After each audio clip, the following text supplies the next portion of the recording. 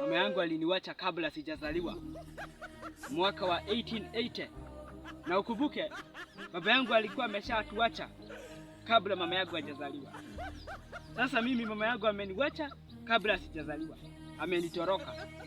Sasa mimi ndio nilianza kujitafutia pesa venye nitajipeleka hospitali nione venye nakuwa. Alafu hiyo wakati ndio Kenyatta alikuwa anazaliwa.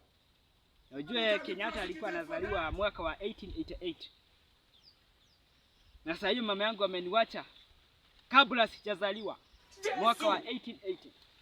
Sasa mimi nikapatiwa kazi ya kumlea Kenyatta ili nione pesa za kujipeleka hospitali, nijione venye nakuwa, nione kama kichwa changu inakuwa vizuri, nione kama nitakuwa na mguu mfupi ama nitakuwa na miguu, nione kama masikio hivyo. Mimi nikaanza kuhaso, nikaanza kumlea Kenyatta. Kenyatta alikuwa mzuri, mtoto mzuri sana. Hakuwa anasubua. Nakumbuka kuna wakati aliangusha TV. Hii TV ya smartphone. Hiyo siku nilimchapa vita. Sasa aliharibu TV. Zile pesa zenye nilikuwa nilipwe, ikabidi sasa ndio zitatengeneza TV. Niko hapa leo Molila FM. Sasa mimi nikafutwa kazi ya kumulea Kenyatta. Nikaandikwa kampuni ya Facebook. Nikaajiriwa kampuni ya TikTok. Kurekodi hao watu wa TikTok, kuandika majina. Kama wewe uko na followers wangapi, ninaandika hiyo majina. Yes, hiyo hata hakukuwa na Nairobi.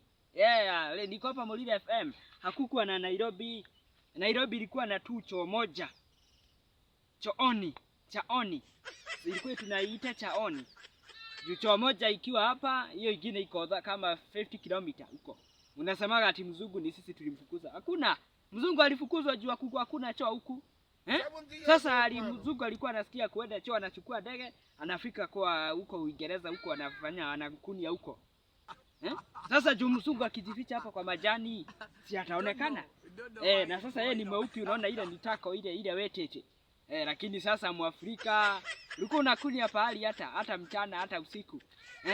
Sio watu walikuwa weusi sana. Pakikuja watu 10 weusi kunakuwa usiku side moja. Hiyo nyingine ni mwangaza na hii nyingine ni usiku. Sasa mimi nikaanza kufanya kazi kampuni ya TikTok, nikaanza kulipwa pesa. Ndio hiyo mimi nimezaliwa 1444. Na hiyo tumevuka mwaka hapo tukaingia mwaka wa 1444. Previous 1880 to 1444. State House ikaanzia sasa ndio inajengwa. Huko sasa ndio niliajiriwa. Mimi mnaniona hivi. Mimi ndio nimejenga hiyo State House. Hakuna room yenye sijui. Kuna room hata iko na choo 10. Choo 10 kila mtu yake. Kama labda umekunia hii imejaa. Yes, hiyo najua. Mimi nikaajiriwa huko kazi nakumbuka sana. Niliagushi kuna bao ilitokaga juu kanigonga hapa hii hapa wetete. Hapa wetete ilinigonga vibaya sana. Halafu mawe mchumari kanidunga hapa kwa masikio hapa hivi. Hii sikio ilidungwa vibaya sana. Saa nyingine huwa nasikia nasikia kana wetete. Mimi nikaanza kuhaso. Maisha ikaanza kukua mazuri mabaya. Hata sikuwa nakula, juu nilikuwa nakula mashida. Nilikuwa nakunywa mataabu. Nakunia mawazo. I suffered poverty. Sasa Kenyatta ndio amefika miaka 10 tumemlea. Mpaka sasa tukamwakawa president. Mimi ndio kaza nilimwapisha. Juu mimi ndio nilikuwa nilimlea. I discipline him. I suffered.